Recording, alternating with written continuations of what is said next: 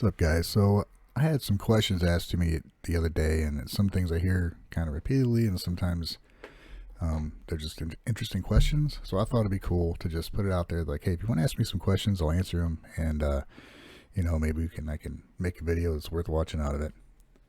Plus, I like to hear myself talk, so here we go. So there is some cool questions on here. I'm just going to go through them, and I haven't pre-written anything down, so you can get like the real thought process, which will probably be edited to make it watchable. So first up, Thor asks, how did you practice when you couldn't play guitar after your surgery, and did you make a plan to work on theory or anything else in particular? In hindsight, was taking a long break from the guitar beneficial to other areas of what you do as a musician? Very good question, sir. Surgery, I had surgery on my elbow to reattach my tendon.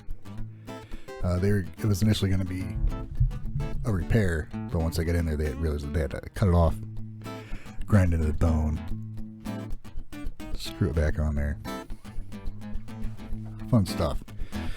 So I couldn't touch a guitar for, how long was it? It was a long time.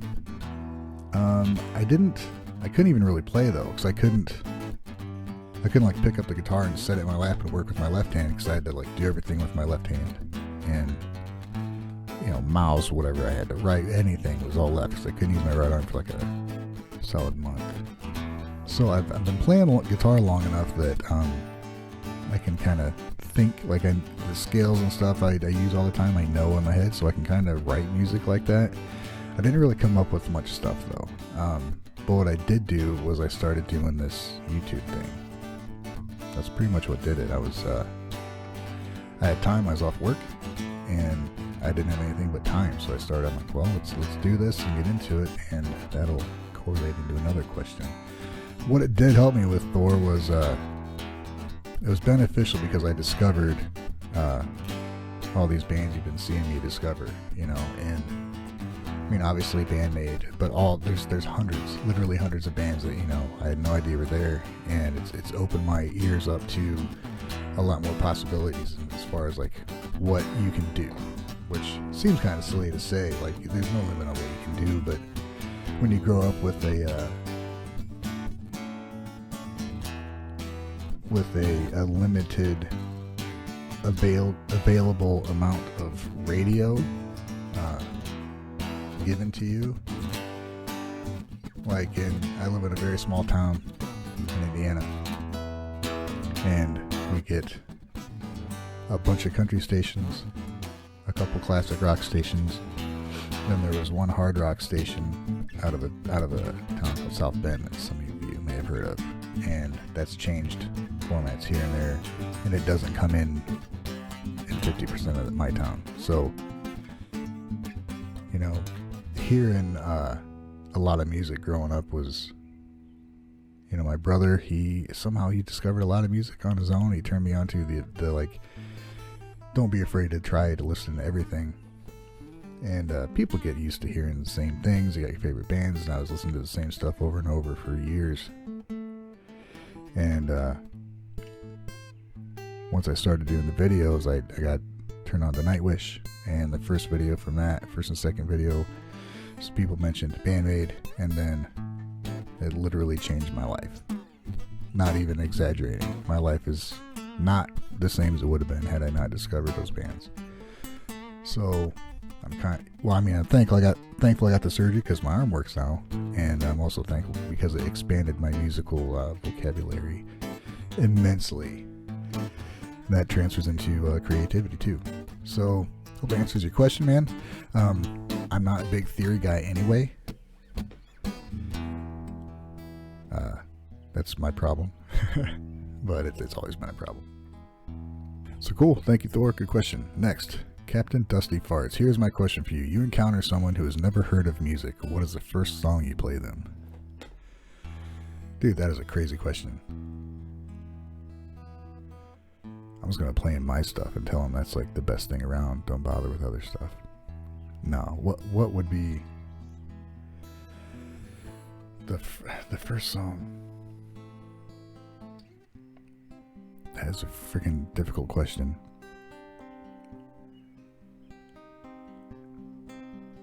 I think initially I thought my stuff, and then I thought Stevie Ray Vaughan. And then it's like, well, nobody's ever heard music. You know, my mind's racing because music, so my brain works, well, have they never heard birds? Because birds sing songs. They sing songs, they sing repeated songs. They have melodies they do, you know. So I think maybe them not knowing that as music they wouldn't recognize it as music, as a created thing. That's just something a bird does. So I guess it would be neat to play them a melody from a bird. Is this getting weird? It's not getting weird. I mean, if you could recreate something from nature and show them that it's a song, that might freak them out. I don't know. I think I'm going towards like a classical thing, but that, you know, there's so many things. I guess I would choose something I would consider beautiful that might be considered beautiful worldwide, but, you know, that's not going to be universal. But I would probably choose... God, dude, this is a lot harder than I thought it would be. I'm debating between instrumental or something with a voice, because if they never heard music, they may not know that people can sing. That's crazy. So, you know, shit, man. I keep coming back to Stevie Ray Vaughan. I don't know why. He has such a beauty and emotion in his voice and in his playing. I think it's just it'd be an amazing thing for somebody to hear, but it might be a little much. So maybe a classical piece, and I'm not a big classical guy, so I can't name off. I mean, I'm going to name off all the common names anybody would hear. I don't know anybody else, but there's a kind of a natural beauty in that stuff. I don't know, dude. That's a freaking difficult question. This is supposed to just be fun. It is fun. I mean, I just playing like daydreaming, be done with it. Interesting thought experiment. Okay, Yellow Clip says, write and record a power trio song with Misa and Akane. Each writes their own parts, or write and record an acoustic song with Kabato and Psyche. All three of you write lyrics and sing. Kabato plays guitar with you, or jam for an hour with Konami, not recorded, only memories. Show your work. And I said, this is supposed to be questions. That's not a question. And they said, I want to see your thought process, how your creative mind works this out. So, I guess I'm supposed to kind of speculate what would happen if that were to occur. Oh my God, jamming with Misa and Akane. If you have an okay band with a great drummer, you can have a good band. Because a great drummer will keep you in time, it will keep you in a groove. And a great drummer, any good drummer always knows everybody's parts anyway. Drummers know everything that's going on in the band because they have to if they're good. If you have a great bass player, that can make a band sound good. That's your groove. That's your backbone. So if you have a great drummer and a great bass player and you're in a three-piece, you better be fucking good. You know, have a voice, something to add to it. I think, man, I had a bit of a discovery. I was learning, for no particular reason, Misa's bass part from Guiancho. And it was a pretty daunting task when I started to listen to it. I'm like, I'm not going to be able to do this. Like, I literally thought I couldn't do it. And so what I did, because that is a crazy song. It's one of the most beautiful things I've ever heard, and it's one of my top two. And I was trying to learn everything she's doing, every note, and I was writing down the notes and like tabbing it out, and I can't like, remember that much at one time. There's just too much going on with her. So I said, I don't even know what key it's in. I was having trouble figuring that out. So I got a hold of an instrumental version and played that and grabbed my guitar and just jammed along to it as if I was playing to a backing track. And so I found where the key was, and I found what mode is being used, and then I found myself playing some of the things Misa was playing, and I commented on Discord. I said, I hesitate to say this, but our styles are a little similar, but she's on bass. Like when I play guitar, it's not, I'm not comparing a skill, but it's in a E Aeolian mode, and the way she plays, there's obviously some really cool things she does, key moments of the song that you're going to know every time. And she has said in interviews that she doesn't play the same thing all the time. I think she pretty much does, but I think she's so comfortable with her instrument that it's not a big thought. She doesn't like write out all these crazy things. It's just her jamming, and then she just plays it repeatedly. And once I started hitting the key moments in that song that the rest of it kind of fell into place. So I'm not trying to downplay how good she is, but I'm just saying I understand a little bit more of how she plays, and it was really cool to kind of have that moment where I'm like, you understand a little bit more. Most musicians have that moment, whether they're learning whatever they're learning, whether it's somebody teaching them, hey, have you ever tried this, and you're like, oh my god, I wish I would have known that, or you, like I had with that, you had this moment where it's like, oh, because I play the backing tracks, I pick them randomly and I play to them and I'll figure out the key. I'm like, oh, okay, this is Mixolydian, this is Aeolian, it's Dorian, and if you get yourself to where you understand,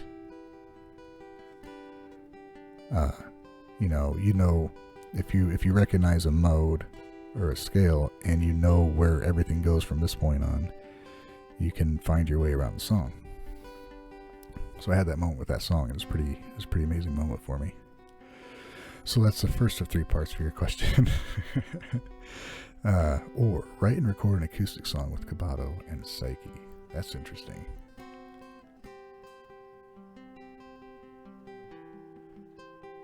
Man.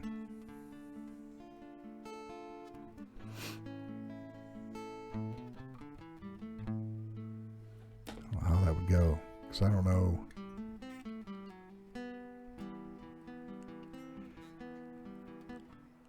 I know usually it's kicked off by Konami. So would that be me bringing a chordal arrangement and be like, hey, what is anything, you hear anything over this? Would you want to play guitar with it, or would you want to sing over it? I would love to have Cabato playing rhythm, us playing rhythm together, and then them singing together would be fucking incredible. And I don't even know what to say about that. I wouldn't. I don't know. I gotta go back to Misa and Akane, because having Akane there to play, like, oh my god, this is such a crazy thing to think about.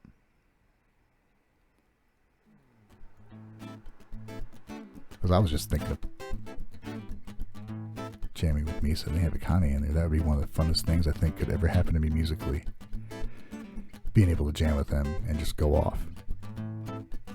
Oh my god, that would be amazing. That would be like my dream freaking team right there. Because they are just the best. They're just the best. Cabato and Psyche, I don't know. I can't even wrap my head around that. I think it would be neat to have the conversation of, well, I was thinking this would be cool, and then Psyche would be like, no, how about, I don't like that. It's an interesting thing that she's like, has the final say on kind of what's good. It's just a neat thing to think about, like, what about this? No. What about this? No. Like, I'd be like, well, why don't you suggest something? Some people are like that, though. They may not know you know, how to write music, but they know if it's really good or not good. I'm not saying she doesn't, but I mean, obviously there's something to it, because they don't put out bad stuff.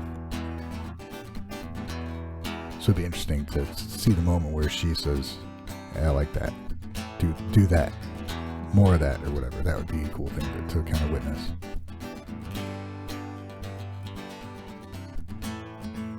Yeah. Okay. If I jam for an hour with Konami, not recorded, only memories.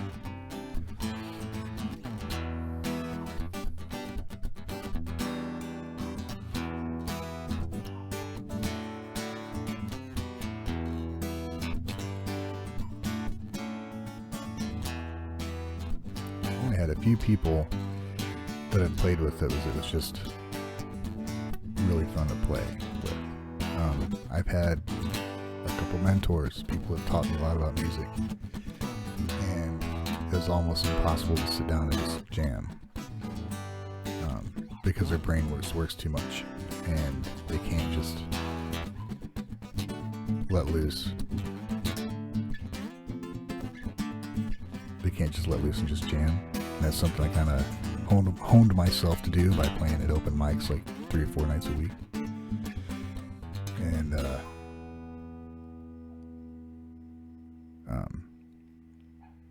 so I was totally comfortable with going into an unfamiliar environment and just playing along with whatever was going on. I think as structured as Konami is, when she's constantly, as far as I, have read or whatever, she's constantly writing music and recording demos and snippets and riffs and songs and stuff, and I wish I could do that. I have enough in my head to do that, but I just don't have enough time to do it. But I think she would have fun just jamming with somebody just for the hell of it. I'd like to think that she would love to do that, because when she, I've seen the clip of her live where she just goes out. She doesn't play a lot of crazy stuff, but she does some leads and she's just fucking jamming away, just having fun. That would be so cool to do, just kind of to play off each other, because as much as she is a different guitarist from most I've seen, like she's a very creative guitarist, and it's just one thing I love about her playing.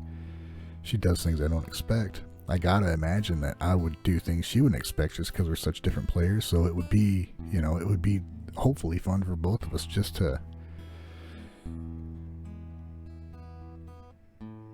do that.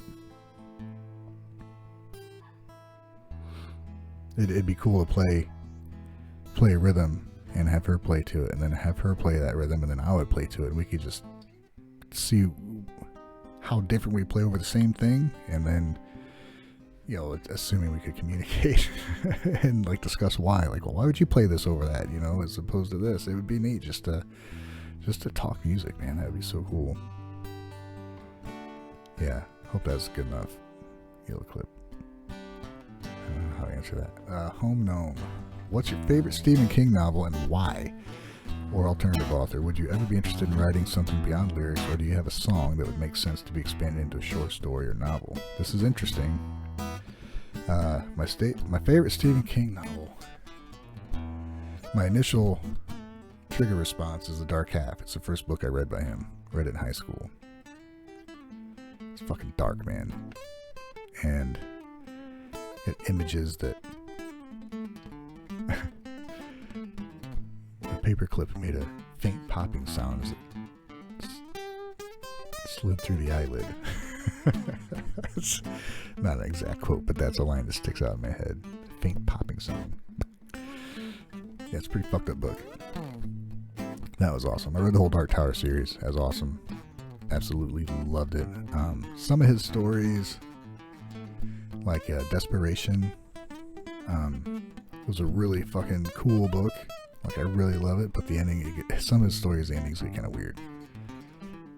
It's not what you're expecting. It's like, oh, it's a mystical thing, you know what I mean? But the story's it's worth it, even if the ending isn't that great. I hate to say that, but the character development, the music and stuff, just the world building he has is just amazing. Now, you mentioned, He asked if I had a short story or a novel that could be made from a song. No, but I have a song called Betsy Becker, which, that could be. Because it's a song about a woman who goes into a bar and wants to sing, and they tell her she can't. She says, well, if you let me sing, everybody's going to be singing along. And basically, so a woman comes in a bar and sings a song that everybody knows but nobody's heard before. Pretty mysterious, right? And she leaves and never comes back, and everybody's like, just like wrecked after hearing the song because it affected everybody in a different way, but on the same level. That could be cool. But I do have a short story I wrote. I have a bigger story called Killer Wasp, which is it's a world that has 3 points of gravity, different varying degrees of strength, and different inhabitants for each area of gravity. And I started writing what would be a novel from it, and got sidetracked by life. And I took one of the characters and wrote like a 12-page story and shared it with a couple people on Discord. And I'm working on kind of honing that story. I'd like to put it out, maybe read it or share it in some way. I think it's a really cool story. Yeah, there'll be more on that later. Story's called The Watcher, and basically a magic user from this world. And yeah, I don't want to say too much. It's neat. He discovers a new way to add to spells which nobody has discovered before, and he sees things he shouldn't see, or should. So yeah, Stephen King. I've read Dark Half is my response to that initially, but I've read The Gunslinger probably the most out of all of them. Take that for however you want to take it. Jake, who are some influences that might be surprising to people? Like, have I been influenced by Aesop Rock's lyrical style, or even the Beastie Boys? Stuff that might not seem even fused into music, but you know it's there. This is interesting because when people do ask me about my influences, it's always 9 Inch Nails, Stevie Ray Vaughan, and Faith No More. And now I would definitely add Bandmate to that. But those first three have been just my favorite. I've got old stuff I've written that was kind of industrial sounding, and trying to sound like 9 Inch Nails, but ended up sounding like fucking Beastie Boys, which is cool.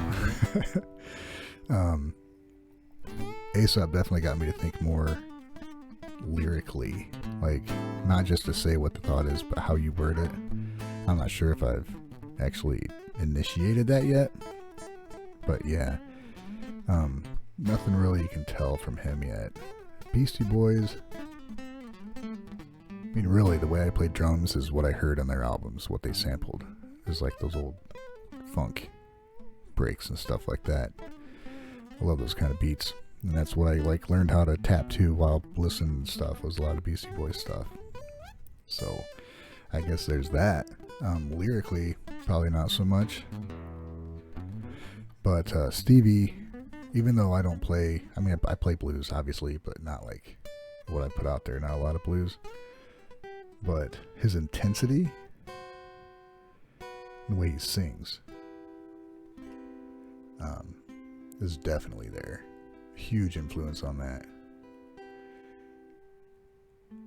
Faith No More, just for the do whatever the fuck you want attitude, like try not to limit yourself, which I end up doing sometimes. I get reminded that I need to don't box yourself in. And Faith No More is definitely a don't box yourself in kind of band.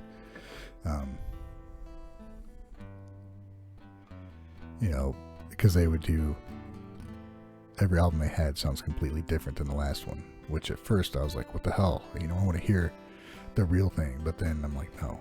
Angel Dust was a follow-up to an album called The Real Thing. And The Real Thing, Mike Patton had joined the band after Mosley had been fired, and he was their new singer, and they already had the music written, so he wrote lyrics to their music. Angel Dust was after that, and they were all involved with all the music and everything. So that was, you know, at times industrial sounding, but there was soft stuff on there, and it was just different, all different kinds of heavy that I'd never heard thrown onto one album before. It was pretty amazing. And Mike Patton's vocal depth and ability was very influential. Always tried to be able to sing different ways, and it's neat to be able to do Faith No More, Nine Inch Nails, Stevie Ray Vaughan, and Bandmate.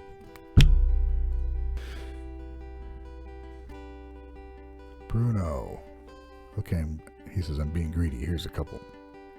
It says, while your number of subscribers might be lower than some more histrionic reactors, noting that my numbers continue to increase, you have a solid rep online and seem to have built up a bit of a Ryan Mear community and a number of solid musical connections. So, what inspired you to become an online reactor?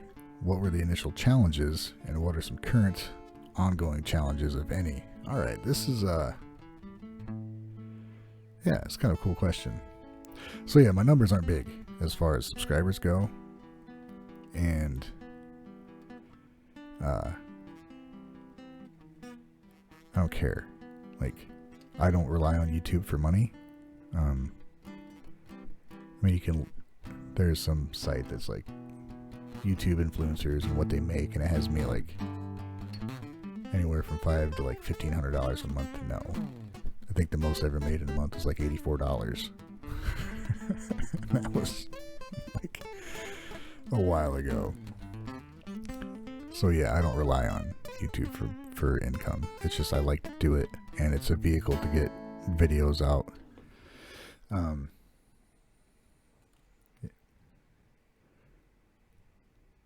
As far as the Ryan Mear community, I guess, yeah. There is a lot, like over half my viewers are from Japan, which, you know, given what I look at, yeah. And apparently they don't subscribe very much, because I would have a lot more if they did. It's okay. I'm just glad they're watching videos. I'm glad people all over the world are watching videos, which is just crazy to me, because it's something I never thought anybody would care, you know, what I thought about anything. But yeah, the Discord community is really, really fun thing that's happened. It's grown out of this. There's people I talk to every day, several different parts of the world, and I look forward to talking to them every day. The reason I became a reactor was I watched Stevie Knight and Lost in Vegas, and those are probably two I watched the most. And I liked watching them discover music they don't usually listen to, and realizing how amazing it is. Music that I liked that they hadn't heard, and realizing how amazing it is. Probably Lost in Vegas was probably the most responsible for that, because I caught them, two hip-hop guys, and they were listening to Metallica and just get blown away by it. And that's what people like about reaction videos. They're like, yes, you get it too. It is that amazing. I'm right. It's that good. So it's fun to watch them discover that stuff and be like, yeah, I knew it was awesome. These guys think it's awesome too, you know?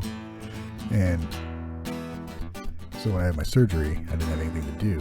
I think I started doing it before that. I wanted to try it, but I had to start somewhere. So I started with Metallica. I had a couple songs I really liked, so I just wanted to talk about them. And they didn't get very many views, and people started talking about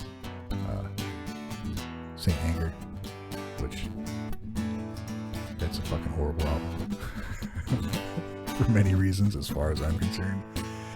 So I gave it my honest opinion on it, and a lot of them didn't like it, and somebody, and a person named Martine, on one of the Metallica videos, suggested Nightwish. And now I know if you do one Nightwish video, you're gonna get inundated with many Nightwish videos, and the Nightwish army comes to greet you and welcome you and, you know, explain where you got things wrong.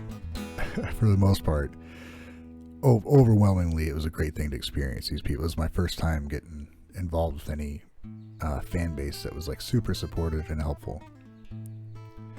And then on the first video I made for Nightwish, somebody suggested Bandmade, and on the second one there's another suggestion for Bandmade, so I went to that. And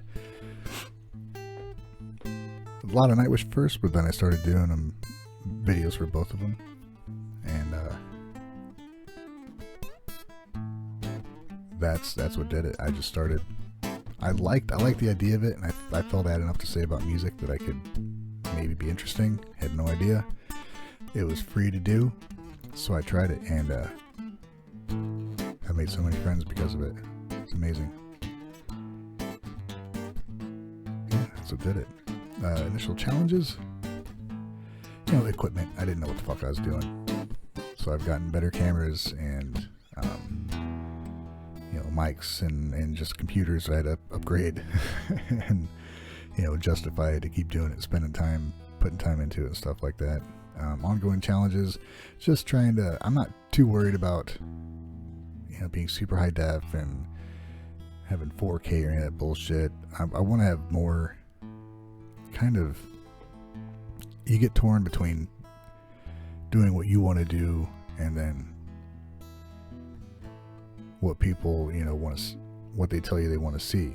The Patreon, I have a lot of requests on there, and these people they're literally supporting me, and I feel obligated to take care of those requests. It's impossible for me to get to them all as quickly as I want, but I also want to create original content. Like, here's me recording, here's me writing a song, and that stuff. If I'm doing one, I can't do the other, so I get conflicted about what I should prioritize, and sometimes there's just stuff I want to react to that nobody's requesting, but I want to do it, so I'll do it. Because a lot of the bands people request, they don't get a lot of views, which I don't care. I'm there. They want me to check out this band, I'll check it out, and for the most part, I'm happy to do it because the suggestions are great. And as far as the algorithm goes, I don't really give a shit because I throw it out of whack every time. Because I'll have one video that gets 10,000 views in a week, and I'll have one that gets like 300. I don't care. For me, it's about Patreon and Discord, and just keeping those discussions going. It's a really cool special thing. Oh, else in my pre-Bandmade days, what have you said to someone who told you that a significant musical influence on you is going to be a tiny, humble, gorgeous, genius Japanese musician who dressed as a maid? Yeah, whatever, man. You don't know what you're talking about. Most of my time is spent listening to a lot of heavy metal and industrial music, just generally heavy music, and that would have sounded ridiculous to me. I mean, I would have been like, what are you talking about? Let me hear it. You know what I mean? But yeah, that would have been a silly thing. But it's so true now. Alright. Jennifer Reed asks, I know you like so many different genres of music as I do. Something I heard you say before, crooner type vocals. I'd love to hear your voice with the ranges you sing. Perform one, your choice, cover or original. Nat King Cole, Dean Martin. See, I wasn't ready for this. Because I do love singing like that. Some Dean Martin stuff.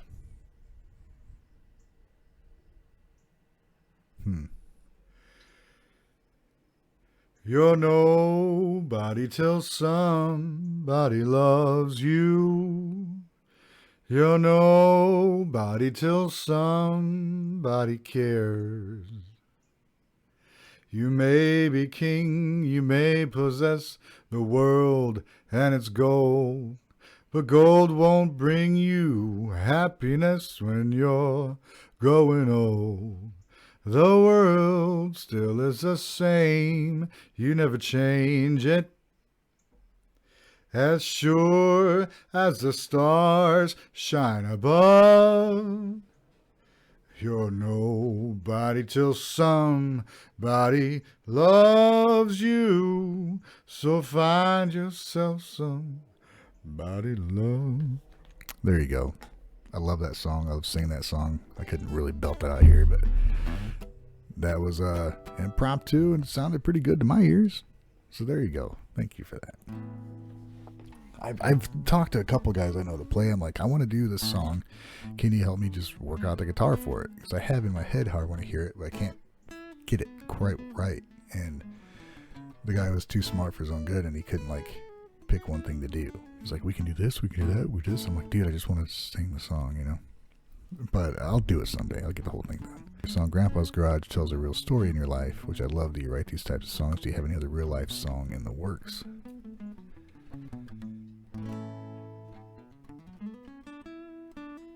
No. For my Patreon, you've seen, if you're part of that, you've seen I've been working on a song with Gary, of Maniac, of the Maniac variety, and he gave me some lyrics that he wrote, and I'm working on music for that. And I will have a YouTube video up, but the stuff I'm putting on Patreon is me, the writing process. Like, I'm showing people how I figure things out, and work out the melodies and stuff like that. And initially, he gave me the lyrics, and just reading them, I came up with kind of the melody, and then I figured out the chords to that, and then that was my kind of basic structure. And as I go, it evolves and changes, and I'm trying to show the process of that. So that's fun. It's pretty dark. It's about a civil war. So it's a subject I haven't tackled, so it's a really interesting thing to do, and it's turned out pretty cool. So I look forward to that. Grandpa's Garage is, I mean, the song's pretty literal. Basically, I start out saying that, you know, my best friend's garage, we spent time in there, but I don't feel comfortable with my grandpa's garage, because that's where I learned about cars and learned about fixing them with my dad, and I still go over there and work on cars, because I don't have a garage. My grandpa's been gone for some time now, so when I walk in there, it's pretty special.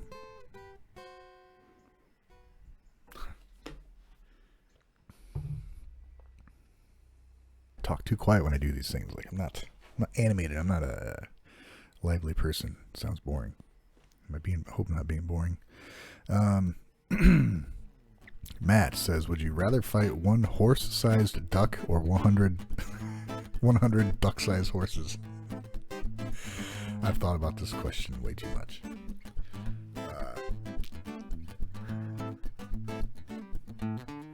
I literally spent like a lot of time, not a lot, like several minutes, like, well, would I rather fight? So here's my thoughts on it. This is probably one of the few that I actually thought of outside of doing this. Like, told people, like, hey, this guy asked me this question, you know, and they laughed. It's hilarious. A duck the size of a horse is fucking terrifying. Big Bill fucking, because they have no problem biting at you. A duck the size of a horse, your head would be that fucking big, and they can fly, and their claws would be like this long. So that'd be absolutely terrifying.